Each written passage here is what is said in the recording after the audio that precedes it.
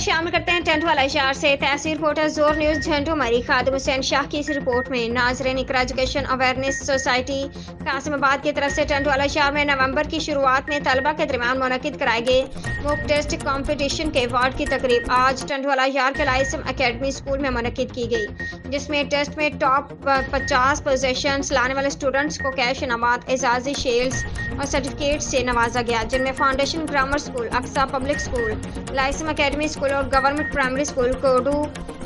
ताइदानू के स्टूडेंट्स शामिल थे। इसके अलावा तकरीब में टेंट वाला इशार शहर में समाजी काम करने वाले रजाकारों को मदऊ किया गया था, जिनकी खिदमात को सराहने के लिए उन्हें एजाजी शील्ड से नवाजा गया। तकरीब से इकरा एजुकेशन अवेयरनेस सोसाइटी के सदर डॉक्टर रेहान जब्बार यूसुफ सानी